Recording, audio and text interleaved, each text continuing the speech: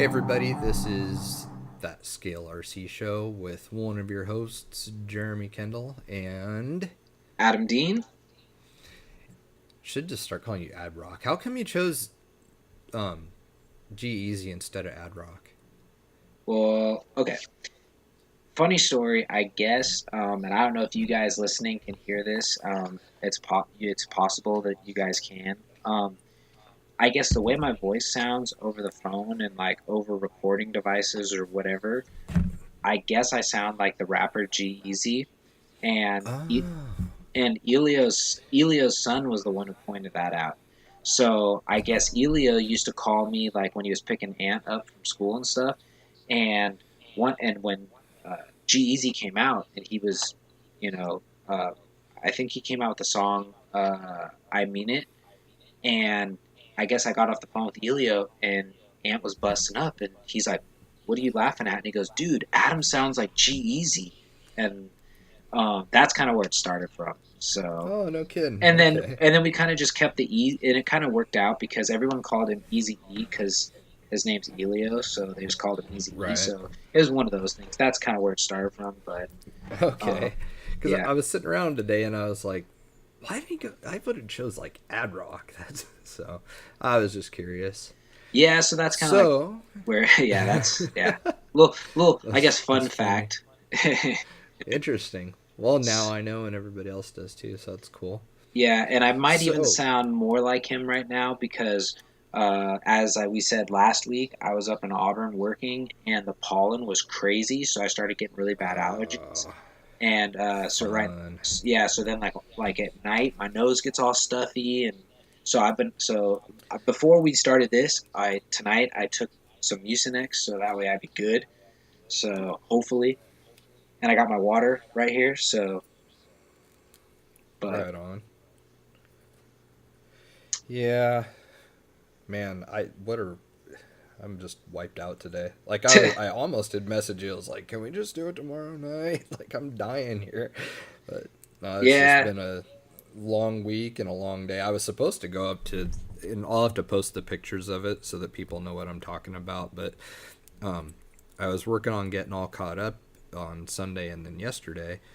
And so today we were going to go to this place called Lake 22, which is on this road called Mount Loop Road. And it just kind of winds up through the mountains and foothills and stuff, about an hour and a half north or so of Seattle. And we're going to go up there. And it's probably the best trail there is to drive on in this area. There's like a waterfall to the side of it that's maybe 8 feet tall, and it's the trail actually. There's nothing separating you from the waterfall, so you can actually like drive up this piece of rock behind the waterfall and then back down or through it or whatever you want to do, and it's just super picturesque, and it winds up near this crazy lake in the top of this old volcano, and it's just gorgeous. But the problem is it's like one way, so you go there, you turn around and then drive back. So that part's the only like bummer about it for RC. But oh wow. loops are ideal obviously, but yeah, you don't really have that option with this one. But I was gonna go and do that today, and then I got some more orders and just decided I would stay home. But that's where I was gonna be. It was pretty rad, but I'll post the pictures of it because it's like talk. There's no way you can like convey how awesome it is just in words. You gotta like show people. It's pretty amazing. So I don't know. I want to get up there and maybe do some filming next week. You can't go on the weekends because it's just. I mean, it's packed. Like it can be pouring down rain, and that place is completely packed. It's pretty nuts. Nice. So yeah, I'll do that. So you were you didn't drive it all this weekend, did you? You were just up in No, Auburn working. no, I was working and I came home Saturday evening. I left. Yeah, it was Saturday. Yeah, it was Saturday. Because I was back Sunday and we didn't really do anything either on Sunday because it was Cinco de Mayo, so we just kind of hung out. That was really about it. So we got and then a couple final little things to get ready because it was Kyle's birthday on yesterday, Tuesday. So Mm-hmm. so yeah, we were just making sure we had all the stuff ready for him. So That's about it. So yeah, it's actually I've been slacking. It's been a while since I've gotten the RC cars out. So pull them down, stare at them, but no runtime. So, Yeah. but yeah, Yeah, um, I'm kind of hoping to get out soon. I don't know. We raced this last weekend, but that was about it. By the time Sunday rolled around, I was kind of wiped out. Plus, our neighborhood had our whole street did like a Cinco de Mayo dinner, and oh my god, dude, I'm so glad I didn't miss that. It was incredible. So that nice. was kind of nice. If you're gonna miss scaling, it's okay to miss it for Mexican food, but not Oh any yeah, other things. oh yeah. Um, what else?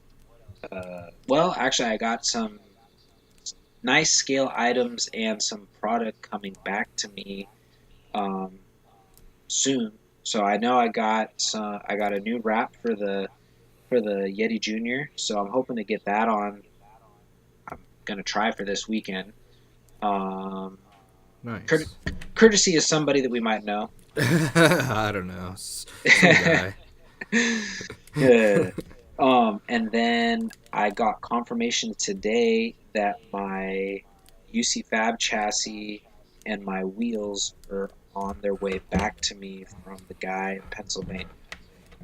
Oh, nice. That's the So, dude that Cerakoted it for you? that Cerakoted it. So I had a set of That's rad. those 2.2 CNC wheels Cerakoted burnt bronze to match the cage, and then the rock rings, and then I got some Vanquish parts that came on a set of axles that I purchased. They came in the raw aluminum finish, so I sent them out Mm-hmm. to him to have them anodized black, so they would Oh, match. cool. So they would match the black Curry rock jocks that I already have for it. So kind of pumped on that because it was one of those things. He had sent me a picture of them back on like Friday or Thursday of last week, and he was like, "I got one more coat to do on these, but this is how they look so far." And I was just blown away. I was like, "Whoa, that looks so good!" I'm like so pumped. I can't wait to get this back to me. And then it was funny because like yesterday I was sitting there thinking about it. I'm like, "Wait a second, they're done. Why hasn't he said, hey, it's done. I'm gonna, time to collect and ship it back out to you." And then this morning I got a message from him saying, "Hey, I just want to let you know your parts are on your way. Here's your total." And I was like, "Oh, okay, cool. I'll get you paid up, and I'll be waiting."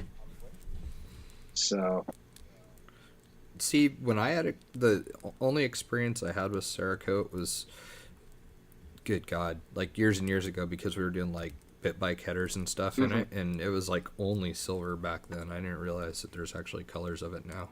Oh, there's so many colors. Like, actually, this guy, if anybody listening, wants to look him up, his name's Billy Coates. He's on Instagram. He's out of Pennsylvania. Um, he he does more than just RC stuff. I think he stumbled across the RC stuff because he's buddies with CNC wheels. Um, but he does a lot of other stuff. He does gun parts, motorcycle parts, dirt bike parts, truck parts. I mean, he does it all. And Oh, wow. what's kind of cool is like, if you don't know what Cerakote is, I want to say it's almost like the best.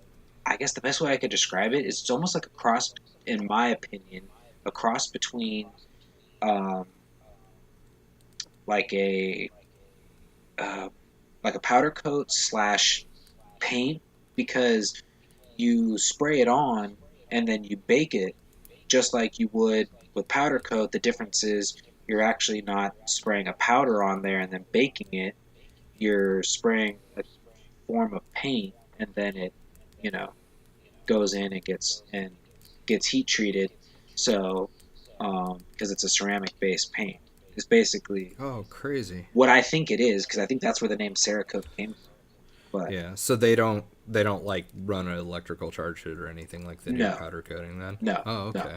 no. Crazy. It's So neat looking stuff. Like it almost looks like at least the stuff I saw looked like just a foggy chrome, like not a super like mirror finish, but it was just still like really silvery, like it was in between like silver and chrome is kind of the best way to explain it. Well, that's the other thing that's kind of cool about Cerakote is, at least to my knowledge, I've never seen a shiny Cerakote. Everything's always like that flat, dull color kind of thing to it. But what's a trip is like like for instance, I'm doing the burnt bronze.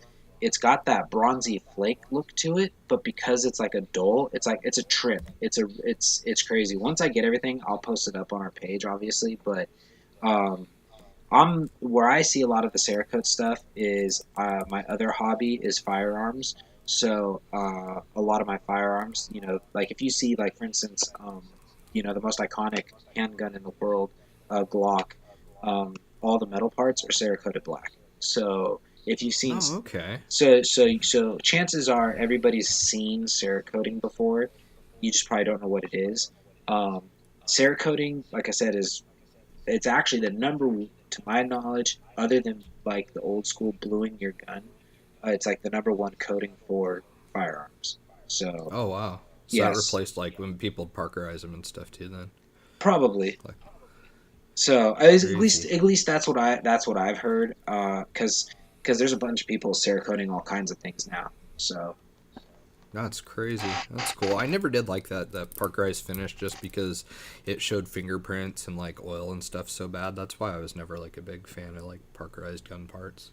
yeah, well, the Cerakoting will show oil because some of the oils are very like the viscosity of it is very Mm-hmm. you know thick, so you will see it, but it wipes up super clean. Oh, nice. And he Well, said that's that it's cool. well. The one thing he also said too is he says it's pretty durable. And see, unlike powder coating, whereas like when you like if you chip powder coating, it'll just keep flaking off. Whereas Mm-hmm. Cerakote is almost like a paint. It's durable, but like if you hit it, it's going to keep scratching. It's not going to flake off. It's going to like scratch off, if that makes Nice. sense. Kind of like if you were just Mm-hmm. a spray paint. So I know there's some people going, well, why didn't you just paint it yourself? It's personal preference. Yeah. No, I had powder coated one of my Honda frames, and it was a matte black powder coat, and like it wore really, really well. I think there was only a few little spots at my boots even wore through it on the frame, but like it was surprisingly tough. But I know that Cerakote, I mean, when they use it on like a header or something on dirt bikes, the header's super exposed to, all the dirt and everything that's getting kicked up by your front wheel. And Mhm. I've never seen that stuff chip or anything. So, I mean, that's probably like the ideal coating for any kind of a tube chassis, I would think. I mean, even more so than powder coating. Well, the other cool thing too is like and a lot of people, if you're familiar with powder coating and stuff, powder coating it because of what it is gets pretty thick, so it actually adds a lot to it. Mm-hmm. So, which is good because it's like a shell, so it's like it is durable, but once it starts going, it comes off in chunks. It's normally not like a Yeah, scratch. Whereas this stuff, to my knowledge, it seems to stay pretty thin because it's just a coating going over the metal. that's cool. So yeah, I'm pretty stoked. I'm pretty pumped to see it. And then hopefully start putting this thing together because I just acquired through Facebook somebody, or no, not Facebook, Instagram. Somebody was doing a spring cleaning sale, and I was flipping through what he was selling, and he was getting rid of a Vanquish transmission with the Vanquish spur gear guard and the dig and a dig with a servo. So Oh, was that the crazy one that was like blue and silver or something? no, this one was all black, Oh, okay. all Oh, wow. black. Okay, that would have So been way cooler then. yeah, it was all black. The guy's name was it's I want to say it's like Mikey's RC something or like Mike's RC World or something. Hmm. So yeah, he was doing like he was selling a handful of stuff, and I happened to see it, so I just messaged him, hey, how much for this? And he shot me the price. So I was like, all right, cool. I mean, no big secret. It was $200, so I felt it was worth it for what you And got. it, So yeah, with a dig and a servo and everything. Heck yeah, that's a really good deal. dig, servo, spur, like basically, I haven't cracked it open, but he said it's pretty much a built transmission. So I'm assuming it's got aluminum or metal gears in it already. So Nice. I'll pop Oh, that that's over. rad. And I think it was more of like a comp setup because it doesn't have it's a it's there's no slipper, Oh, okay. so it's straight. So Man, it's I don't straight. know. I still like running slippers on stuff. It makes me nervous not having it, but I mean, I don't know. I'm Uh, just scared that way. I understand this. I understand being scared about it. It's this. Honestly, it's the same exact setup I'm running on my Wraith. That was a transmission I got from Helio.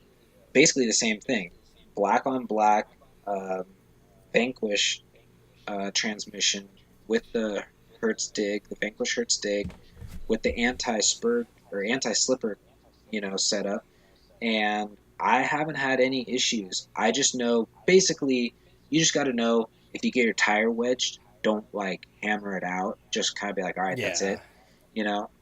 So you're not, breaking anything. But if you kind of stay built the whole way through, like I wouldn't recommend running that route and then put like the Wild Boar 2 drive shafts in there. I mean, Yeah, I was just thinking that too, you'd and you'd probably spin them. you'd be fine for a while, but then you'd probably eventually explode one of them just because they're not meant to handle that. But some people, that's their slipper clutch. They'd rather have their drive shaft fail than break an axle or break a gear or whatever. So, Right. I can but see that. but I typically just run metal drive shafts with you know everything kind of just beefed up so that way it should hold up. You know what I So think I'm gonna try, just because I don't really have anything else to lose, is my OG SCX10. So it's got a wide XR mod front, uh, so I had to cut them down and then notch them flat and everything to fit inside the locker. But after a while they get kind of blown out. Like even stock, they kind of the left and right wheel kind of rock back and forth independently of each other, because that's just sort of how it is. But I think on this one, because chances are I probably need new uh, unis for it rather than the locker. But I think what I'm going to try doing is on the locker, fill the ends of it with JB Weld, uh, and then just spray some WD-40 on each area of the axle where it goes in, and just slide it in and let it sit overnight, and just see if I can take some of the slack out that way. I mean, because if it doesn't work, big deal, I mean, I still got to spend $40 for a new set of front drive shafts anyways, so I yeah, was thinking about giving that a shot. That might work okay. yeah. Um, which drive shafts were they again? I have the axial, just regular universals that are cut for a, excuse me, narrow XR mod, not wide XR mod. I think Oh, I see, might have said that's wide. okay. Well, no, no, no. That's where I was getting confused because that's why I was like, wait a second, because you were saying something about take the slop out of the drive shaft. So I'm sitting there going, wait a second. I thought he was talking about universals. That's why I was like, Oh yeah, yeah, yeah, yeah. The front universals, yeah, oh, okay. yeah. They're the left and the right turn probably. You can turn the wheel probably half a revolution before it engages the locker now, so it's getting Wow. pretty worn out. But that's like a 4-year-old rig though too, with like the original lockers and crap in it. So Yeah.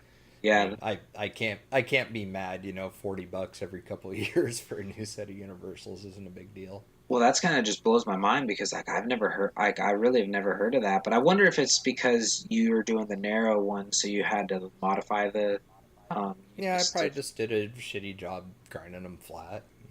Like I Yeah. just.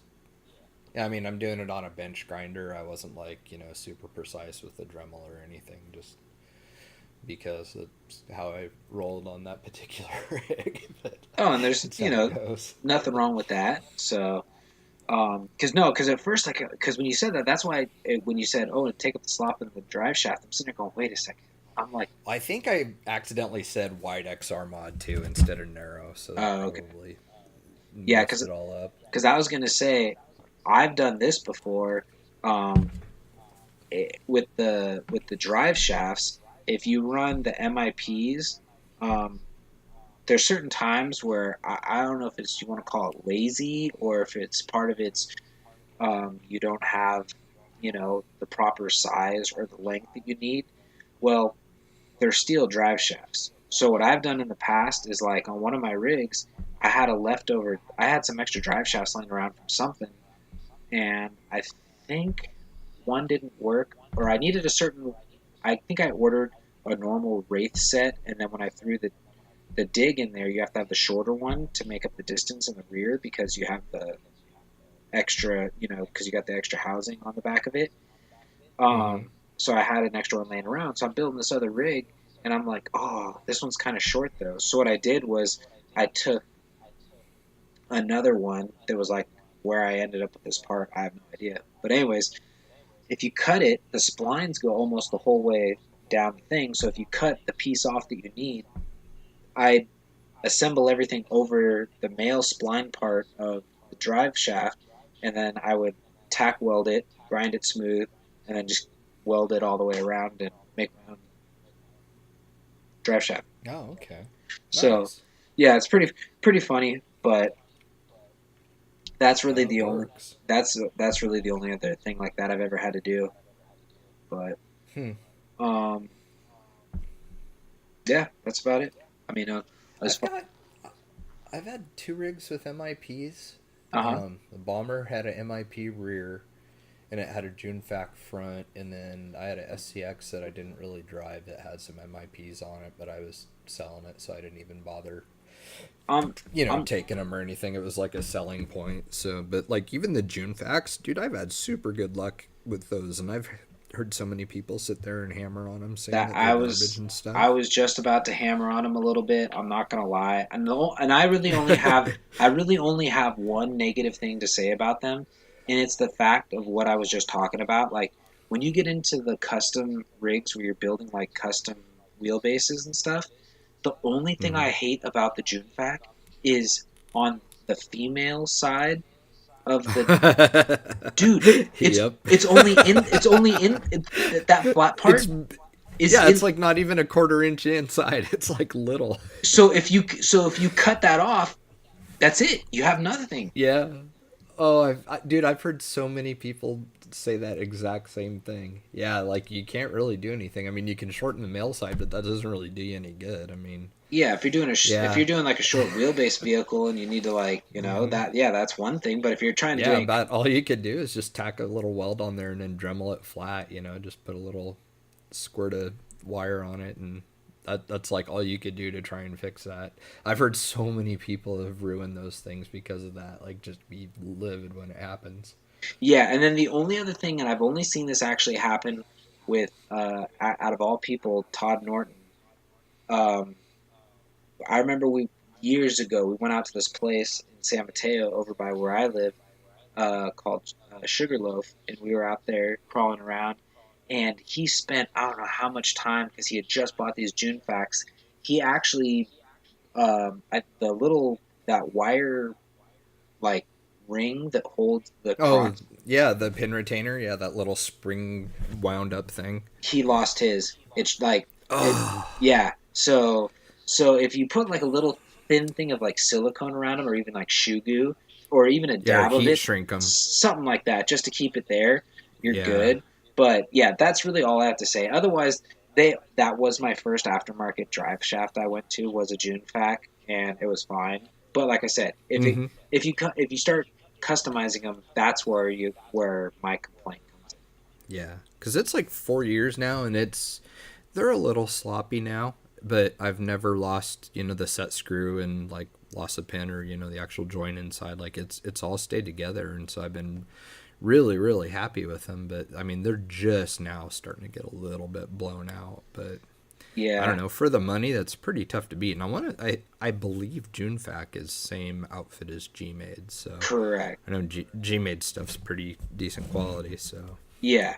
Um, yeah, which is funny because it's like I know I'm like probably sounding repetitive when I talk about this stuff, but it's just funny thinking about like all my original OG SCX 10s. We had like you had to build them. They didn't come out of the box ready to go. So like you got rid of the drive shafts because you spun them all the time. So you'd have to go. So like it's funny. So like all my old builds, like 90% of them have MIPs on them, just because you I don't know, you just never ran the stock drive shafts because you'd spin them. And then now with the SCX-10-2, when that came out, they came out with the Wild Boar 2, which has the drive shaft that kind of like floats in between the two female pieces, mm-hmm. which is a much Yeah. stronger design. They last a lot longer. So it's really since the introduction of the SCX-10-2, I really haven't ran any aftermarket drive shafts. Yeah, it's I Trav had a Dingo, and it had the old style with the four tabs. You know, when you screw the Those, universal joint onto it, those are horrible. Like they just yes, those four little tabs snap off pretty easy. And like my first rig was a Wraith, and it had that yes. happen. And then they did the WV2s, and they're the ones that have like the slot, which there's no way to spin it. Like you're gonna break or twist something else before you're gonna hurt them now. Well, But yeah, there's that first design was garbage. well, there's actually a set of drive shafts prior to the Wild Boar.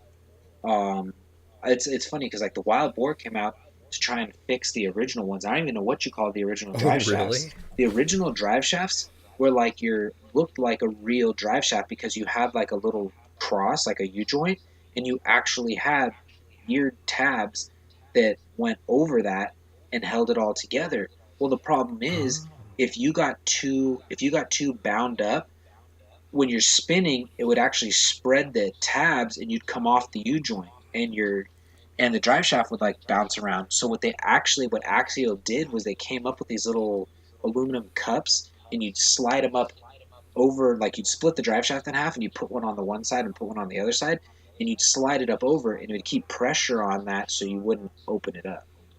Oh, no kidding. Yeah, that Yeah, was way yeah, before my time then, because those sound like how the Traxxas ones are, yeah, like on the slashes and stuff. Because those get the ears, the tabs on the drive shaft, the plastic part, yep, gets super wallowed out, and then that little ball that's in the middle with the four studs on it, just pops right out of them. So wow, that's yep, crazy. I didn't even know that there was such a thing prior to the Wild Boars. That's wild. yep.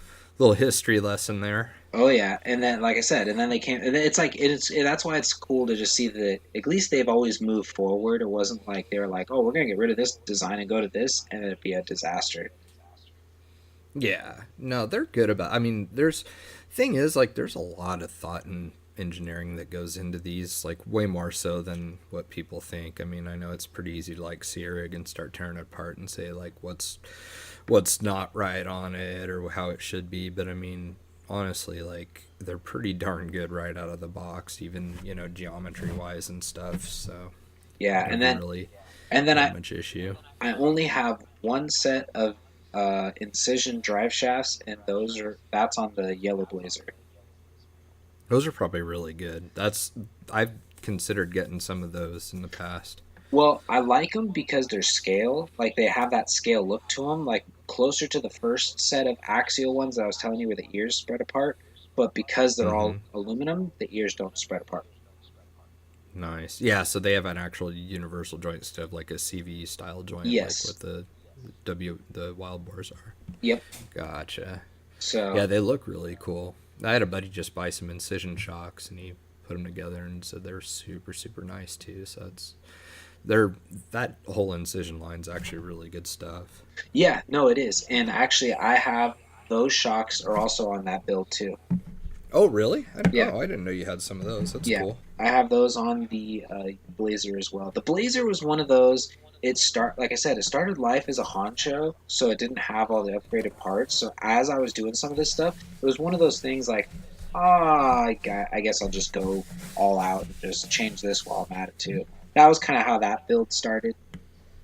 So it was like I can't Was have that this. your honcho with the cage that was changed around on it? Correct. Oh, okay. I didn't. Yeah, because I kind of forgot about that because you had one of the Yep. newer honchos, didn't Yep. you? That came with the tan body on it. Yep. Yep. And that and Yeah. so what I did with that and I could do it again. Can I do it again? Do I still have all the stuff? I don't even know if I have enough cages to do that. So basically, what I did was I took two cages and made one cage out of two cages. So I grafted another part of the stock cage and then used a heat gun and bent up the upper cross member, and it actually lined up and went into the. So basically, I took two. So it's like you have your front spot with that cross that goes behind the window. Mm-hmm. I basically took that again, cut it off. Had to drill two holes. Like I said, I tried to make this thing look like this is the way Axial designed it. And I drilled two Mm-hmm. holes and I put two screws up through the part to hold it. I tried to make it look like I said, like it came that way. And Mm-hmm. it worked really well. And then I threw the canvas over it just to give it that overlander, outback Mm-hmm. kind of like look to it. And I really liked it. That body actually went to. Was that this last time? Yeah, actually, I think it is. I think it was. Yeah, I think it was this last Axial Fest. That body went to. What's her name? It's Phelan's niece. Tony Phelan's niece won that one.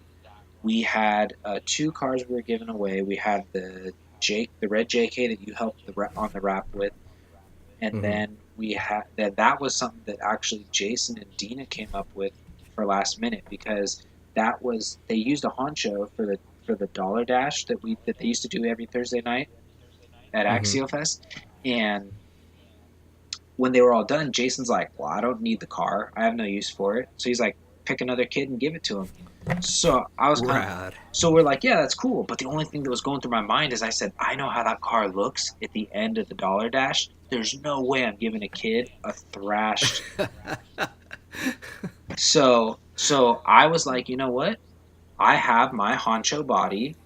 It's pretty cherry. I'll just bring it with me and I'll put it on the rig. That way it looks like a newer rig. It's not all, I mean, like the Mm-hmm. drivetrain's been used, but it's Right. it's it's Sure. it's a better looking rig. So I did that, and in exchange, I kept the body that was on the dollar dash setup. So I still have that one with the cage. I just don't remember if I have the other cage or not. I really just can't remember. So I Hmm. might have one because I had purchased before a buddy moved out to Indiana. I had purchased a original honcho kit from him, so I might still have that Oh cage. wow. So yeah, um, That's cool. yeah. the I'd like to do a honcho again one of these days. Like I've done them before, but I've never actually driven any of them. I like did them for pictures, and that was it. the honcho's cool because it's like your iconic, you know, especially if you use the Toyota style body, even though it's a honcho body. It's supposed to look, in my opinion, it looks like a Toyota body. Um, Yeah, it does. and it's kind of like your iconic what you'd see out on the trail, cab with Mm-hmm. some sort of a flatbed, you know, cage setup. So Yeah, it's like the first gen Tacoma. Like yeah, it looks like that body. Yeah. so No, those are rad. They look like just straight up wheelers. Those are cool looking rigs. I forgot you even had the deadbolt too when we were talking earlier. yeah. No, I've. It's actually funny since the introduction of the SCX-10 I've had almost. I take it back. I've had every single setup that they've come out with that they've released until the Wraith 1.9 and the UMG 10. Oh, no kidding. My first SCX-10 was the Cherokee RTR. My second one was a Cherokee kit. The third one was the red Jeep, the Casey Curry edition. The fourth one I was love that one so much. the fourth one was the Trail Honcho. Then I got the Deadbolt, and then I got the Blazer. So you've had like each of the bodies they've released on them. Yes, That's pretty cool. but yeah, and well, the funny thing is, like it's actually really funny. So my Blazer didn't start life as a Blazer; it started life as a Honcho, and then when I got the Blazer, it didn't stay a Blazer very long. It got turned into a JK. Hmm. So I'm like, That's funny. I'm like all over the place. So, and that's not my black JK. That one was the black JK was the kit version of the Cherokee. The JK I'm talking about is my hard body one that I'm still in the middle of working on. Oh, okay. So yeah, I know it gets confusing. I got so many things. going on. It's like, I that first rig that I always wanted was the SCX-10 kit. That it was the box was painted. You know, the car on for the box artwork was a red one. Ever since I saw that, I was like, that's what I want. That's what I want. And I kept the stock red body for just a little bit when I got the SCX-10 too. yeah, But no, I wanted a red Jeep forever. That was like my dream rig when I was getting into this. nice. Um, But yeah, it's just like it's actually now you've got me thinking. I'm like, I can't believe how many freaking rigs I've had, or have. I mean, I still have them all. So wow. there's only one rig. Okay, I take it back. There's two rigs that are, I would say, completely gone-ish. The reason why I add the ish is because the one I still have the parts to it. They got pulled off and put onto something else, so that builds basically a chassis and a body, and that's um, the new Kaiser Truggy that I built Oh yeah. back in 2016.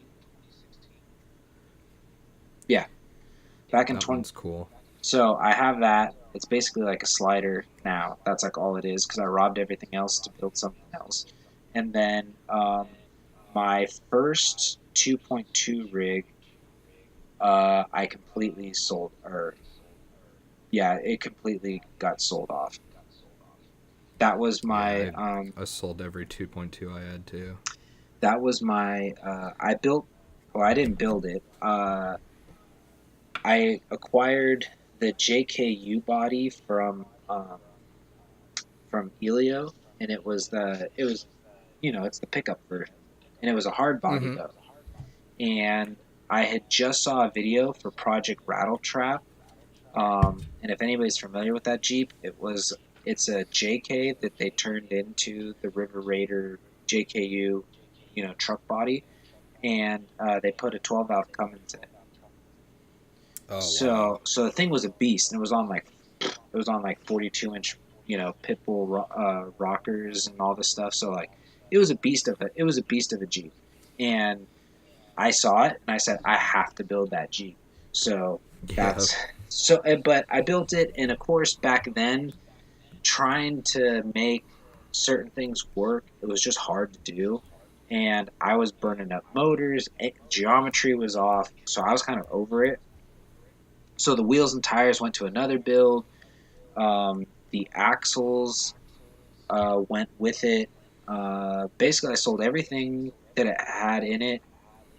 No wheels, tires, electronics, and it just went um, to a buddy in Reno. So other than that, I've literally kept every other build. Hey, didn't somebody at one point, was it Tony Mazza? Um, Somebody did a replica, or as close as they could get, at least of the Black Ops 4x4. That Jeep that's like a chop top and it has like 44s or whatever on it. Like it's just ridiculous. You know which one I'm talking about? I know which one you're talking about, but I don't know who did the replica.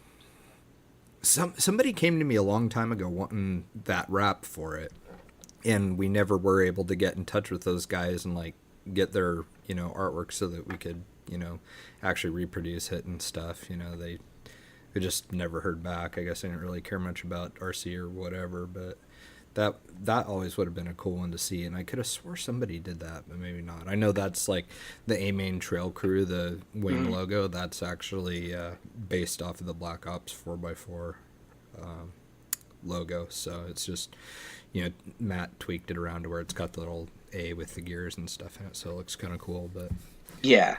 yeah, No, I know exactly what you're talking about. he has those stickers on his, and he kind of went for that same look, but it's not like the full on, like replica style build with it all cut down and stuff. So Yeah. it'd be Yeah. a cool one to see, though. No, that would definitely be another cool one to see. There's a couple cool rigs out there that I'd totally love to see scale replicated.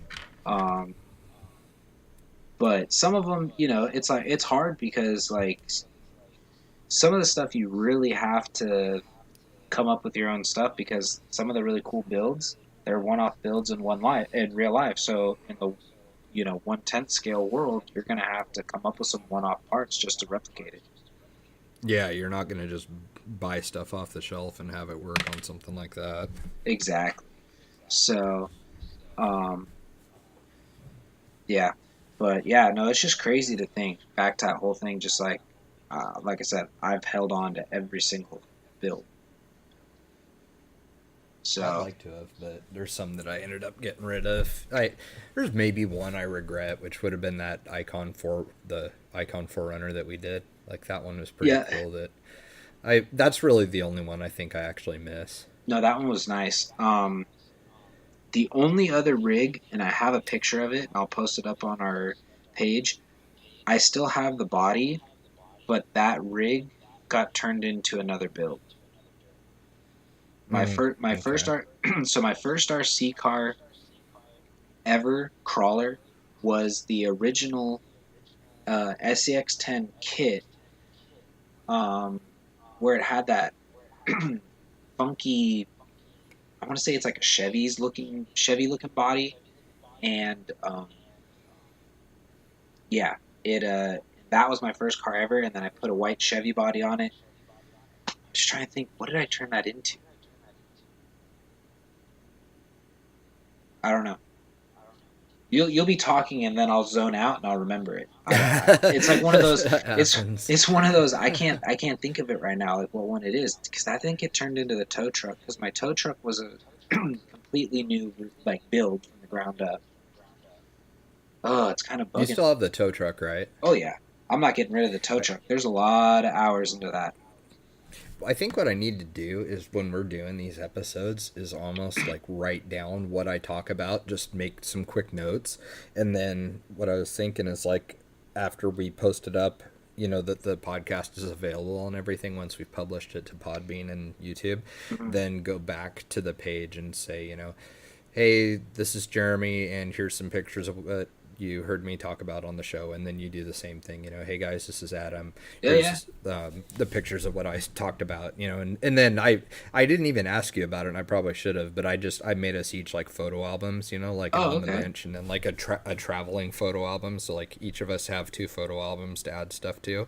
Oh, cool. That's why I was like going crazy at like 3 o'clock in the morning, just uploading tons of pictures because was waiting for it to upload to YouTube because it takes like almost 3 hours for an hour and 45-minute show. Yeah. And so I was just going through and doing stuff, and it was so late I didn't want to bug you, obviously, because you'd be asleep. But I just thought that'd be kind of cool, So we like a travel and event one, and then one for just miscellaneous whatever we're working on. I thought might be kind of neat. Oh yeah. No, totally. And yeah, I mean, maybe I should start introducing a lot of my builds because I mean, it's still kind of bugging me. I think that build got turned into the hard body, the Tamiya Clodbuster build is what I want to say that got turned into. I could be wrong though. I'd have to actually stand there and stare at all my builds and go, no, no, no, no, no, that was the one I turned that into. And I'd probably figure it Hmm. out. But yeah, Doesn't that Tamiya CC01, isn't that what it's called? Their crawler chassis. yes. Is that the one that has springs that it's not a coil over, it's actually just a separate coil spring and then you add a shock to it too, or does it not Honest, have shocks on it? honestly, I don't know. I've never run that. I'm just saying that was the body I used. Was the Oh, clod okay. was the I clod gotcha. was the Okay. Clodbuster body. Um, We yeah. were talking about class 1 rules the other day at the last comp we had because we were going over stuff, and one of the things that came up when we were referring to the Sorka rules for like vehicle guidelines and stuff, because that's really about all we follow from the Sorka book is just vehicle guidelines for each class. And one of the things it said that was acceptable for class 1 was like the CCO1 tub style chassis. So I was just kind of curious. Like I just remember a long time ago when I first got into it, I was like looking through a tower catalog or something and saw that CCO1 in it. And I want to say that was the one that just had springs by itself, but I couldn't remember if you actually had shocks to it or not, or if it came that way. But Yeah, yeah, it was really weird. yeah, I'm not 100% sure. Their But stuff's so rad. yeah, no, they have a lot of cool stuff. It's just like it's because I think they make it so scaled that sometimes it seems smaller than what everybody else makes. if that makes any Right. sense. Mm-hmm. So, um, and also while I remember, so in our last episode we were talking about fabrication, and remember how we brought up Wes Braswell, Yeah. and you were like, "I'm gonna be so mad if he welds." Well, he actually doesn't weld; he does braze. Figures. But he said try stainless steel capillary tubing. He uses 5 millimeter and 4 millimeter, and it's super strong. And he says the size is very realistic looking. That's cool So because 3/16 is a little big sometimes, depending on what you're doing. yeah, Huh. Interesting. yeah. So he's like, I'm not sure how it welds, but I silver solder.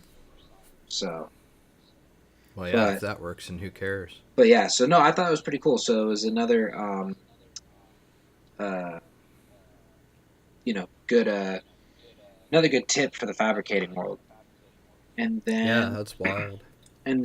we actually do have a question now that I'm flipping through uh, Oh, from nice. from Brandon Catton, and well, actually, he's got a couple.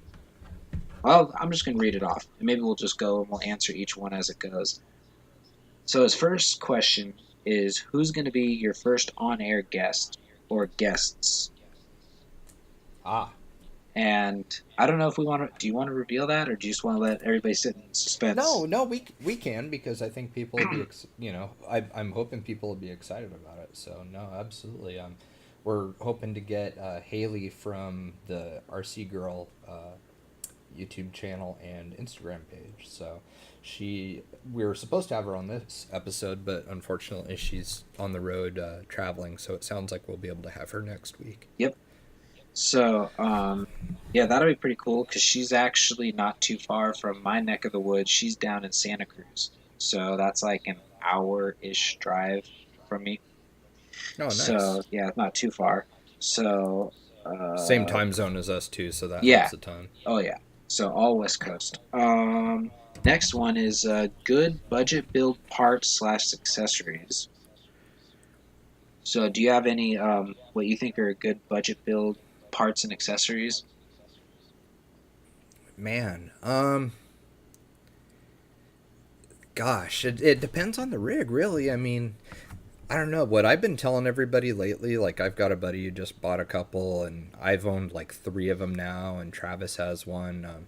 What I've been steering people to, if they want an axial rig and, have a lot of, obviously, more aftermarket support with axial than other brands. And so I've been telling people to get the 2017 CRC JK.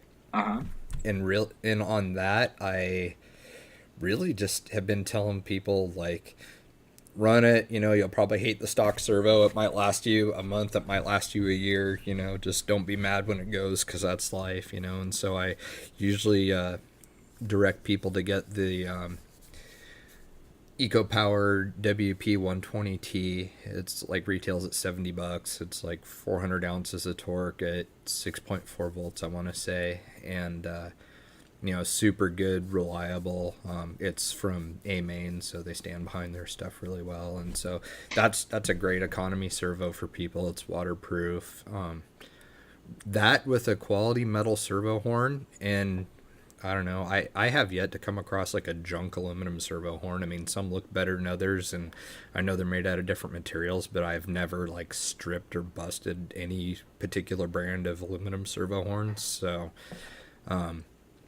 really, upgrade the servo and the horn, and depending if you don't go with the EcoPower servo, you may want to spend, the $16 or whatever for a Castle BEC. But I mean, I've just been telling people to just get that because it's such a good RTR, and it already has metal links. Yeah, they're not the big fat fancy anodized aluminum ones, but they're steel, and I've yet to see anybody break them. So I mean, I've had several and nothing happened to them. So really, I've been just steering people to that car just because there isn't a lot that it really needs.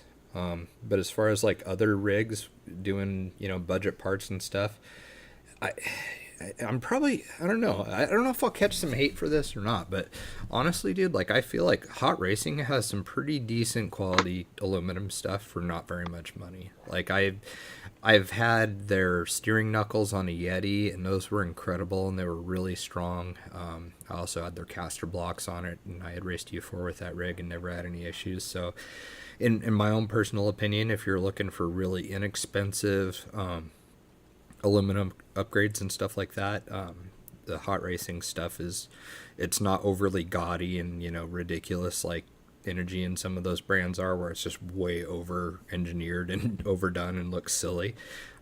Their stuff's pretty low key. I think most all of it comes black, so it's I think that's a good thing to go with. But I Yeah, don't know. It's so hard with a budget build because everybody has a different budget. Like some dudes, it's like replace a body and put tires and wheels on it, and then other guys, it's like they want to do all kinds of stuff. I mean, I got a buddy that his idea of a budget build was like $500 worth of energy parts on it, instead of $1,000 worth of Vanquish parts. So it still didn't seem very budget minded to me, but that's kind of what he called it. And I guess technically you could consider it a budget build just because it was, but and he's got plenty of cars with Vanquish stuff, but this was just kind of like something he wanted to do, but it was still pretty darn expensive for a budget build.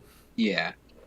Um, yeah, no, I have to agree. The hot racing, I mean, I'll be honest, I use a lot of hot racing gears just because they're inexpensive and Yeah, they aren't hold they up. good? Aren't they? They're like 1999 or something, aren't they? Yeah, you can get a full transmission set for the axial transmission, and they hold up just fine. So, um, yeah, I'd probably go that or the axial metal gear kit for like $8. yep. So, Yeah, either of those two now. um, the other thing too is I know some people. Actually, I had this question. It's like it's has to do with Brandon's question, but it's a question that was asked to me actually earlier by another buddy of mine. He was like, "What are some inexpensive shocks?" And honestly, you used to be able to find them. I don't know if you can anymore. You used to be able to find the 8-piece set on eBay of the Traxxas big bores, and I Mm-hmm. would get those because I think it's like $80 for the 8 shocks. And that's enough to do 2 rigs. So if you didn't want it, you could always go in with a buddy and like split the cost and each get a set of shocks. Um, and I'd run the low C Gold Springs. That was like my go-to. Those shocks don't leak. They're fairly cheap and they work. Were they super scale? No, but they work. So I'm Those are kind of the go-to shock on a lot of comp rigs. Are you talking about the Losi Mini T springs that just goes you and covers the shaft? It doesn't go up the body, or are you talking about something else? You could use those ones. No, I'm talking about the low C full crawler ones. They fit right in the cups and everything. So are those? Oh, because the Traxxas ones don't come with springs, do they? They do, but they're those red ones, and they're super stiff because Oh, they're gonna be way too they're stiff. for Yeah. they're Okay. for the slash. So, um, And if anybody's kind of turning their nose up at Traxxas shocks, honestly, like they make really good shocks. Like the TRX4 had some of the nicest stock shocks of anything I've seen. And like they even like had an appropriate weight oil in it, so it wasn't too springy and stuff. Like Traxxas was kind of the first ones that I saw actually do shocks the right way on an RTR, and like you are actually getting a lot for your money with them. Like I was super impressed with those shocks. and then this kind of ties in with like that first question. Should you modify your crawler? If so, what are some ups and what are some downs? I mean, it kind of goes into the other one, like like should you modify it? Well, define your level of modification. Are you trying to make like if you're gonna? I guess if you want to personalize it and make it yours, how far do you want to go? Are you trying to go um, scale? Are you trying to go full on, like a comp rig, something that performs really well? And that's always something that I always say is a personal preference. Some of my rigs, or I guess my go-to setup is to keep it scale but perform well, but I'll sacrifice a little bit of performance for the looks depending on the build. And then there's other builds Hmm. where I'm like, I'll sacrifice the looks so it crawls. So Yeah. It's really got to be a personal preference, and that would really only be the ups and downs. Because for me, at least, um, because if you go for performance based, then obviously the downside is it's not really going to look, especially if you hack the body up, it's not really going to look like a scale rig. It's going to look like a toy car, um, that has Yeah. somewhat of a scale body on it. Whereas if you go for the looks, you're gonna get it to look the way you want, but it may not perform the way you want, and that would be a downside to that. That would really be my only like ups and downs about it. And that's really, like I said, what I would do if it says, "Oh, should you modify?" Um, it's gonna be personal preference, so I don't really have like a yes or no. Um, but I, Yeah, and it kind of depends what you're doing with it too, you know? exactly. Like if it was me, like I think for somebody that is asking that question, if you're just doing trails and some occasional rock crawling and stuff, for the most part, just leave your rig stock. You know, unless you want to spend money on stuff, leave it the way it is and upgrade it as it breaks. You know, I mean, if you have the money to throw at it, cool. Does it really need anything? Not a whole lot anymore with a lot of the RTRs, besides maybe a servo, and depending on which servo you choose, a external BEC. But I mean, that's really it. Like that's kind of the advice I give people, because I seems like most of the people I know that are involved in it have more than one rig, and so they've kind of got to spread their budget over several different cars. And so that's kind of the advice I give the people, you know, when it comes to something like that. Now, if it's you're gonna just do strictly crawling with it and that's it, and you want the thing to just do insane stuff, then yeah, you know, I would modify and do, like, you know, some link tabs in the rear to raise your upper links, and you know, play with some weight, and you know, do a smaller body that's maybe, you know, kind of comp cut so it's not getting in the way, and find some bumpers that tuck in. I mean, you know, like I said, it kind of depends on what, you know, you're gonna do with the thing. But I mean, it's a hard question to answer. You know, like Exactly. there kind of is no like yes or no or right or wrong for that one. It's just depends on what you're doing. Let's see. We still got two more on his list of questions. Uh, I guess his question is, what grease types do we use? Mm. So, What do you use? well, I got to be a little unbiased. Well, not unbiased. I'm biased when it comes to this. Uh, I guess because if you don't know, I am a Cow RC sponsored driver, so I run Utter Butter. That's my go-to, and Seems like that's almost everyone's go-to also. it works really well. It's waterproof. It sticks to everything you need it to stick to. Stays right there, and it just simply works. I've never had any complaints about it, and it's really not expensive. I think you can get the 16-ounce tub of it, which looks like a small jelly jar. I think is like $8, and it'll last you for years. So, Nice. I mean, because I've put it in axles, transmissions, you know, and you only need so much. So if you buy that jar, it's gonna last you. So, Yeah, um, exactly. but basically, you're gonna want to at least I think it's a better choice. Run some sort of a waterproofing grease. Um, Yeah, waterproofing is a must. I wouldn't just put regular wheel bearing grease in there, because the regular wheel bearing grease is probably water resistant, but it probably isn't waterproof. So like some sort of a, Yeah, use a marine yeah, grease. You know, like OMC or Merc Cruiser. They make some really good ones. Mercury has a brand called Quicksilver, and they have some really good marine grease too. But yeah, that's usually what I use. We've got something new actually in the works here that we're going to be putting on the market pretty soon. That I can't really say much about it yet, but it's coming, so that'll be kind of cool. oh nice.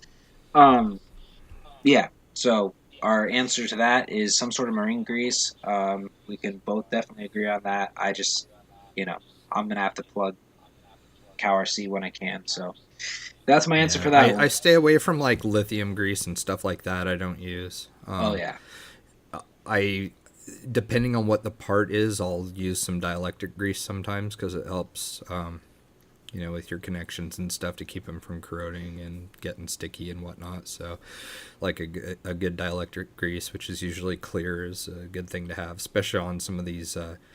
Not the Dean's plug, but the Star plug that works with the Dean's, the Hobbyco one that has like the gray sheath that kind of slips up and pops over it. I've noticed those don't work super good with a Dean's connector. They have to kind of be their own brand to work really well. So that's another thing you can use dielectric grease on so that you can get it apart without, busting your solder joints and stuff or weakening the wires and having them get kind of jacked over a period of time and frayed. So Yeah, really those two things are about it. I use dielectric grease on my brushless setup to waterproof the sensor wire.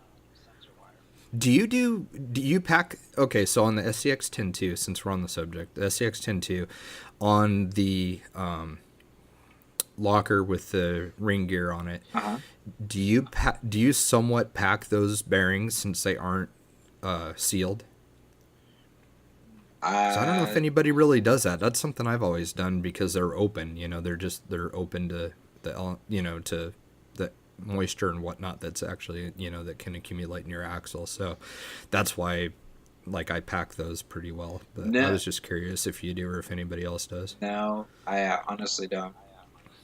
No, I just Honest, with a crawler, like, it probably doesn't matter. I mean, I if it wears out, whatever, it's $4.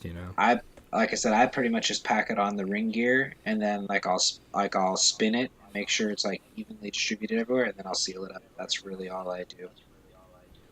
Yeah, And nice. then I know there's some people they're like straight up like, especially like with the old OG axles, they used to pack each half like with marine grease and then put the whole thing together. I'm like, what are you trying to do? Like, And all it really does is just carve a groove in it anyway, so you just have all that stagnant grease in there not doing anything. I mean, I've seen that too, and it strikes me as being kind of silly because it's not like a car where, you've got this enormous amount of friction and heat buildup inside it because you're doing 70 down the road. well, it's not just that. Crawler's not that big a deal. Well, I think what they think is I think they're trying to keep the water from entering, and it's like the water's going to find its way. It's going to Oh, find its way in there anyways. But as long as the yeah. grease is where it needs to be, then you're pretty good.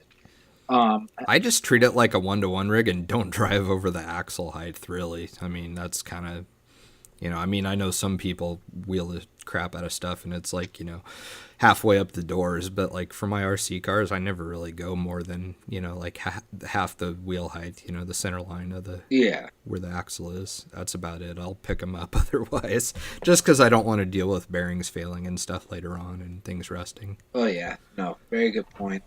And then the final question is vented or unvented tires/wheels.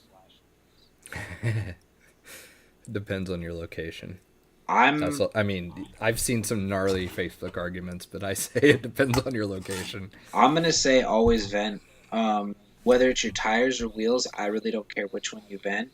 Some people argue that venting your tires is ruining them because you're putting a hole that can potentially tear.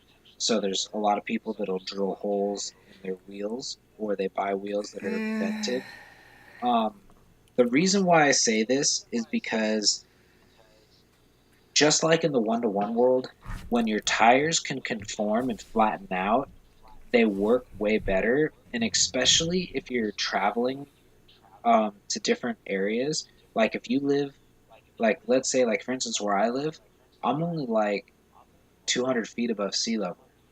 Like we're right on the, like we're like super, low. So you go somewhere like Cisco Grove, which is 4,000, 5,000 feet, your tires are going to inflate on the way up.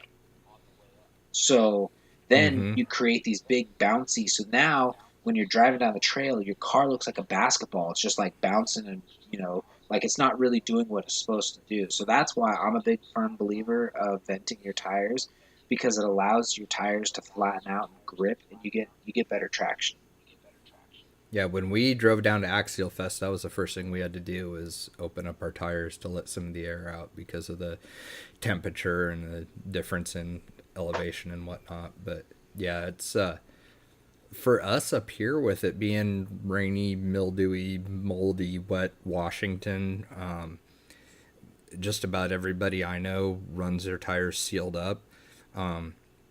Venting them, back to that question originally when you had said people worry about it tearing. Like, I think that that's something that should be like the least of your concerns about venting your tires. You know, if you're not going to do it because you think it'll tear, I don't think you have anything to worry about. We have to vent all of our race tires, and we use a leather punch to do it.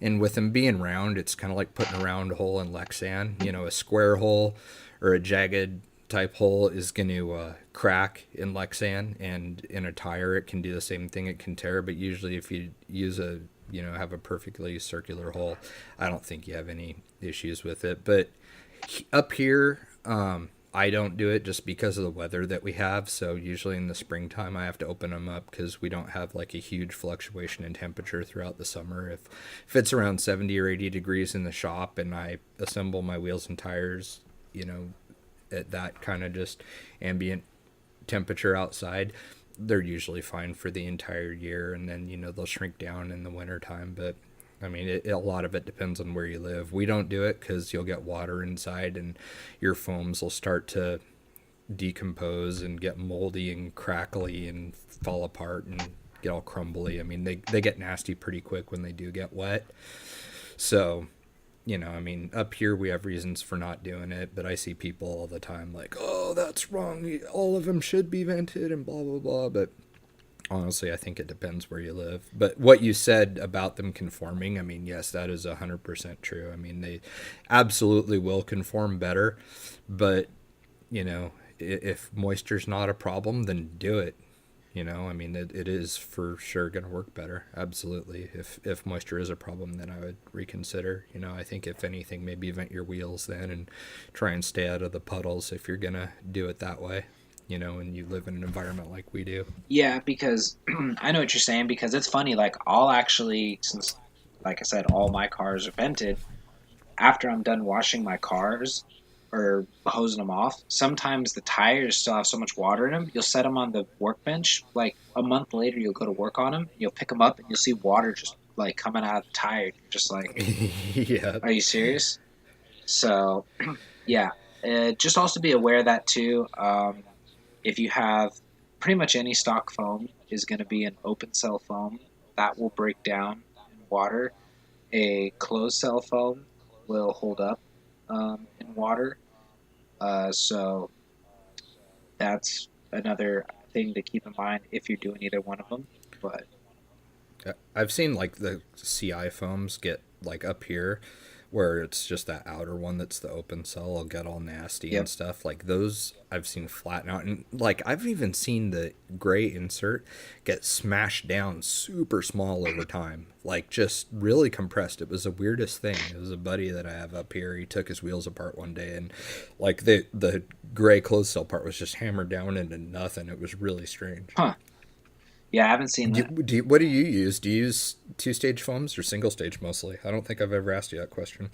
So back in the day, I used to think single stage was the way to go, and I would just and I would just shave them down short, so there was like an 1/8 inch gap between the tire and the foam. Well, Mm-hmm. the problem with that is I think it's a little too rigid. So unless you have a super heavy rig, you'll find yourself kind of like bouncing as you're going through obstacles because it's like kind of bouncing off the foam because there's nothing to Yeah. absorb it. So so lately it's been two-stage foams ever since that whole incident. So I'll usually do some sort of a soft to medium outer with obviously the firm um, closed cell inner, and I've had really good luck with that. And then some of the tires, I just run the stock foams until they completely disintegrate. Then I worry about it. Yeah, I've got two rigs here that I don't even care about. Like they're still the RTR wheels and tires, and they're light enough to where neither of them can really, they don't necessarily wouldn't benefit from having a two-stage the way they are right now. I mean, they're both fairly new and not destroyed yet, so I'll just leave them until there's not a whole lot left. Oh, excuse me. Yeah, I was trying not to cough because I could already tell No, it's I fine. could already tell the sinuses are starting up again. Oh, that sucks. Yeah. What else? Uh, yeah, the Blazer has.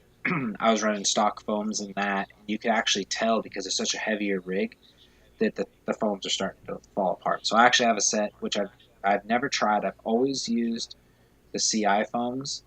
Um, I've never used the Proline foam, so I have a set of Proline foams to try out for the first time on that rig. Just haven't got around to installing. Oh, cool. I really, really like the Proline ones. They're a good like 7 pound, like 6.5, 7 pound plus rig. They're a good foam for heavier rigs. Oh, okay, well that'll probably be pretty good because that rig's kind of heavy because that's the one with the full cage. Yeah, the only thing that's weird about those is they have them tapered because they're made to drop into the channel on Proline wheels. So when you use them on aluminum wheels, you do stretch them a little bit. Um, I've had them walk side to side before, and so I've done like double stick tape or shoe glue on the aluminum interlock ring of a wheel, and then put the Oh, Proline okay. foams on that to hold them in place because they do kind of walk around. But if you're using their wheels and you haven't added weight to their wheels on the inside, that foam drops into that channel and it's super locked in, so that actually works really well. Yeah, they're not go. They're going on a set of actually a custom set of CNCs that I won. They're a little bit wider than your standard wheel, so I mean just a little bit. They're not the Hmm. super wide ones, so they'll probably walk on there. So I'll probably end up gluing them down or something. I think what I'd like to do, because the two Curry Jeeps that we got, the gray one and the blue one, on the gray one, it is what was my Scout, and so it has like the Vanquish axles and aluminum shock towers and all that stuff on it. Well, on that one, I think what I would like to do is try one of those tuning discs with the stock foam and see exactly how much sidewall rollover you get using just their tuning disc and still running a stock open cell foam. Just for the hell of it, like kind of an experiment, because it's not really expensive, and you never know, that might be a super sick setup for something that's inexpensive. So that's something I'm kind of wanting to try just to see what happens. Yeah, that'd actually be a really cool idea to see and give some feedback to everybody. Kind of see what other options are out there.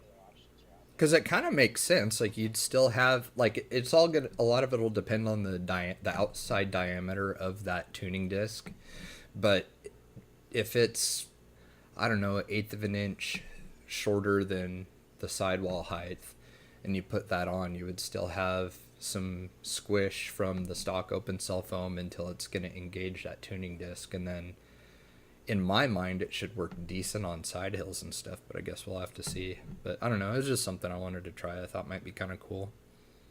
Yeah, no doubt.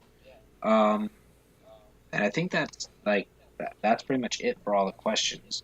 So, Were you checking the inbox for that yes. on Facebook? Okay. Well, actually, that one popped up under your post. Get those questions in. Oh, okay, I was wondering about that. All right.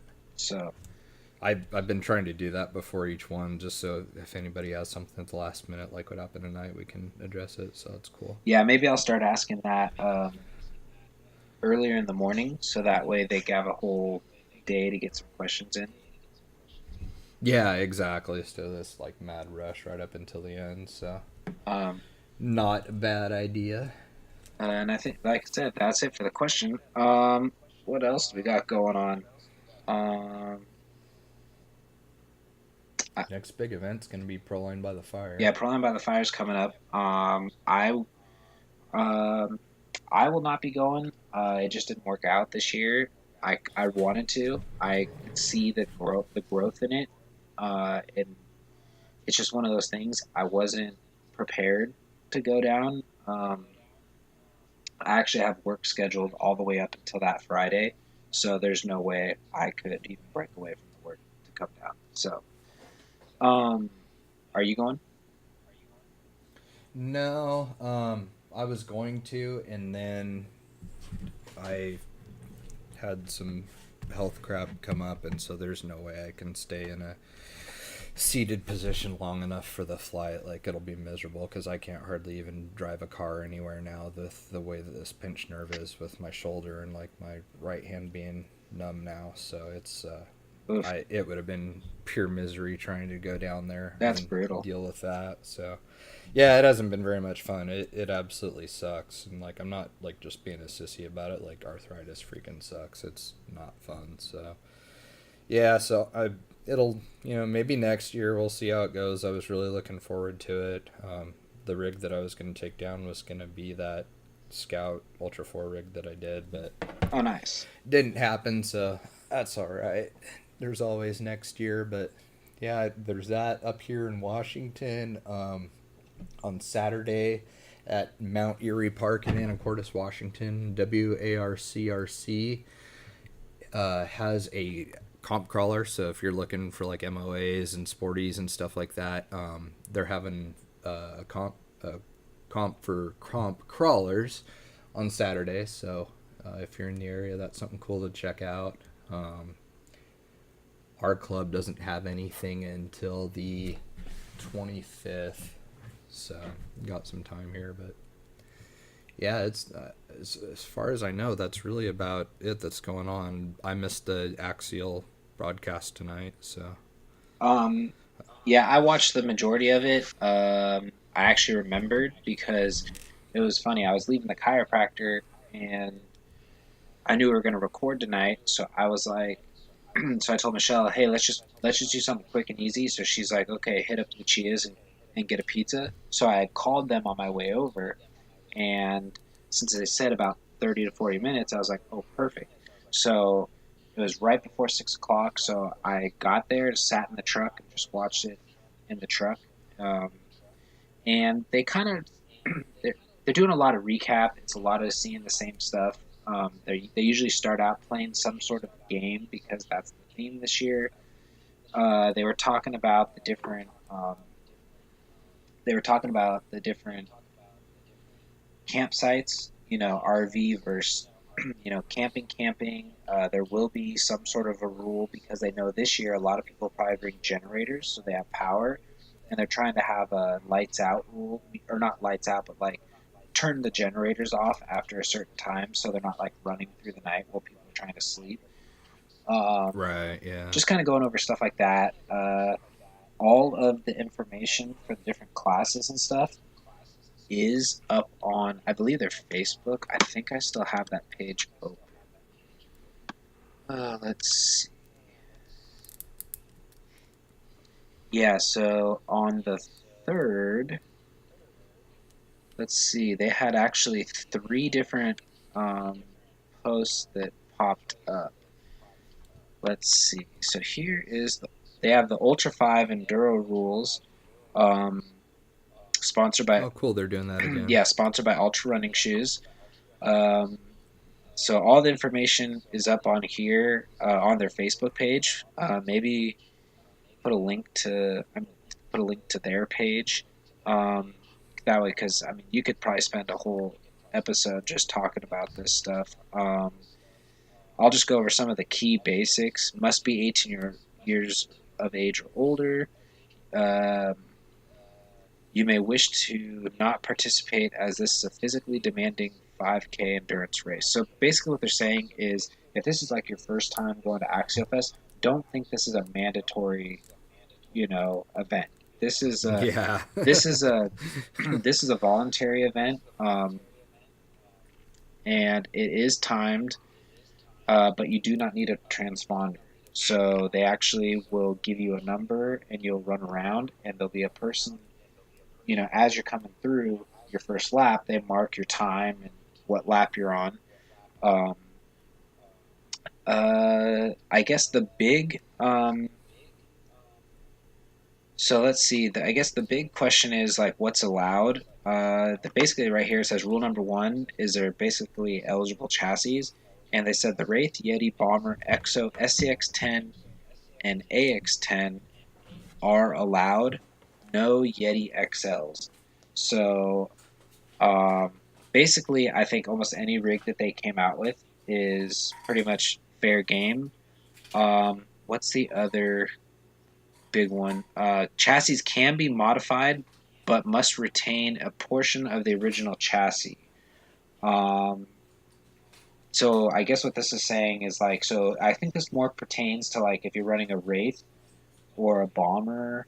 So you have like run what's there. You can modify it, like relocate the spare tire on the Bomber, or fastback mod on the Wraith. But there's no aftermarket chassis and no, if I remember correctly, no aftermarket tube chassis or frame rails.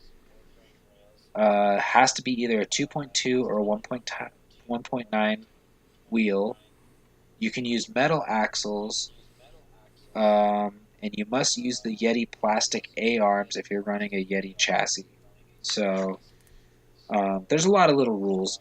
Like I said, I'm not going to go into all of these. That's actually not a bad thing too for those of you listening that are gonna.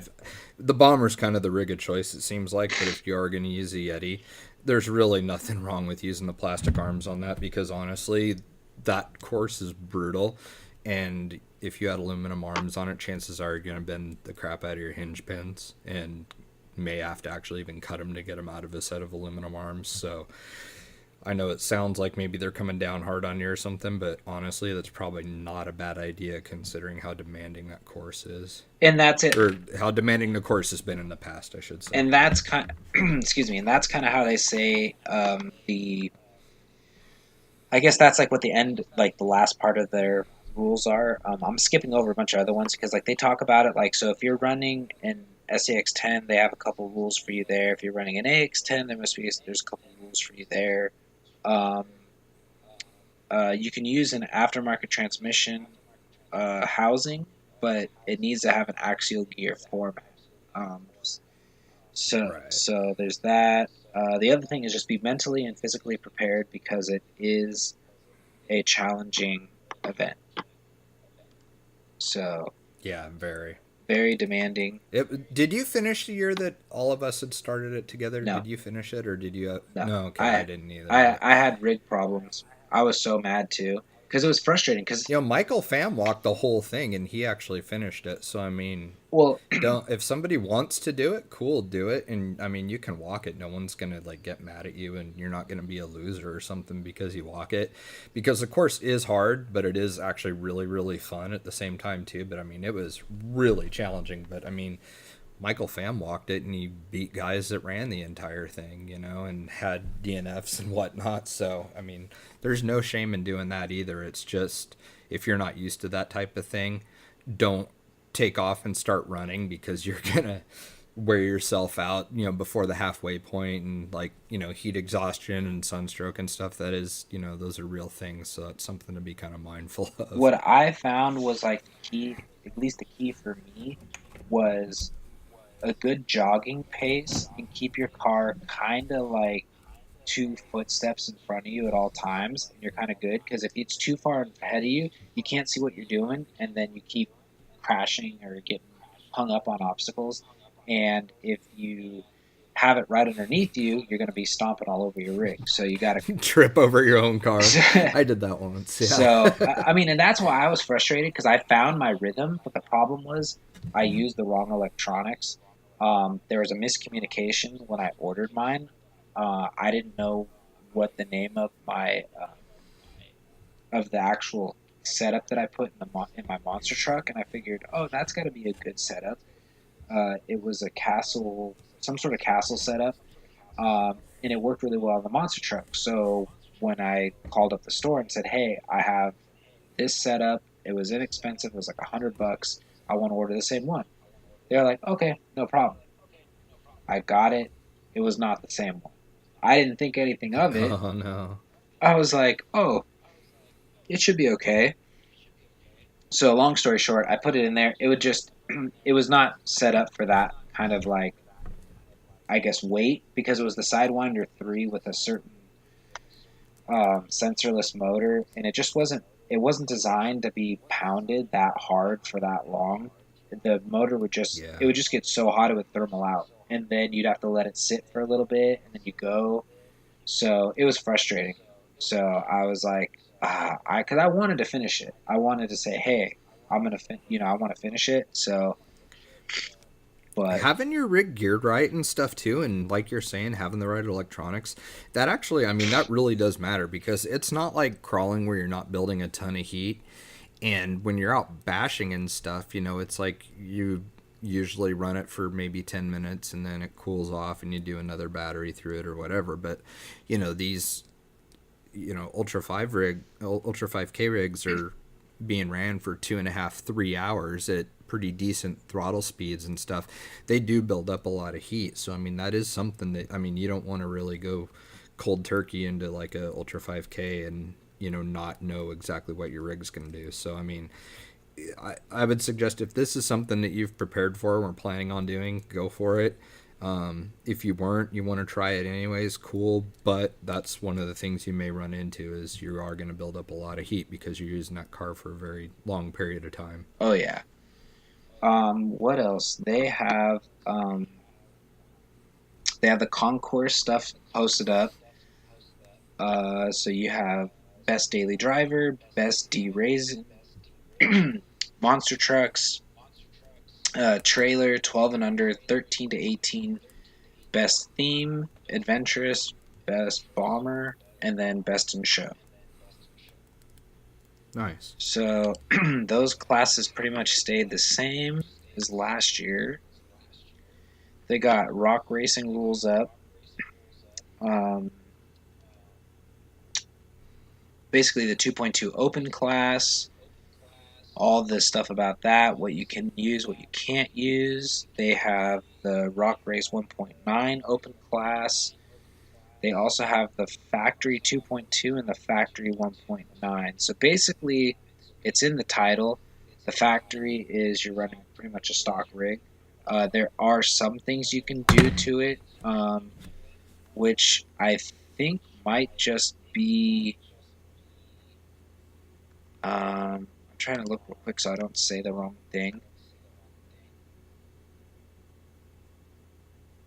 You can only use a 3S battery. And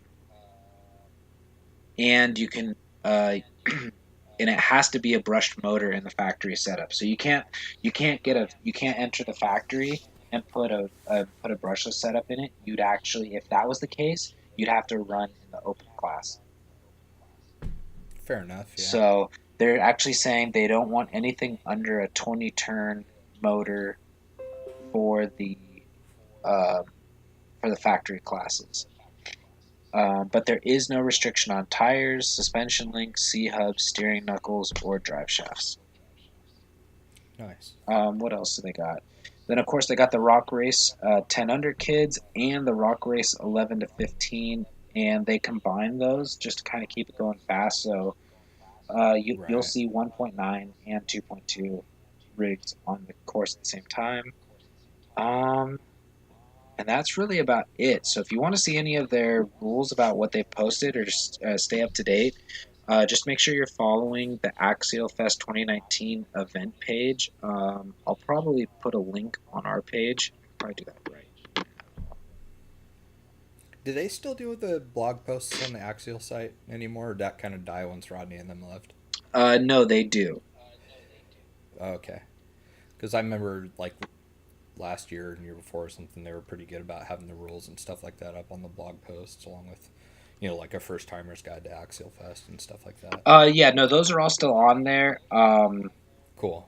Yeah, and they're actually starting to post their live video feeds, like what they do every Wednesday night. They're starting to put that up on YouTube, so you can always catch them later. Oh, good. Yeah. Right on. So, That's a really good idea. I want to make a post. Anyways, sorry, I'm just talking to myself as as we're doing this, trying to do like multitask. But let's see. What does it say we have? My stupid laugh looks like machine gun fire on the recording software. It's so bad looking. Like, you can just look at the timeline on it and you can tell exactly where I laugh, because it's all just da da da da da da, like Woody Woodpecker style. It's terrible. I gotta work on that. No more laughing on this show. Well, like for me this week, it's hard because, like I said, with with the allergies, and like it's really weird. Growing up, I never really got allergies, and Right? Yeah, same here. and then now it's like if I got too it like when I was up in Auburn, it was bad. One night I went to bed, I woke up the next day, my truck was yellow. I was like, that is a lot of pollen.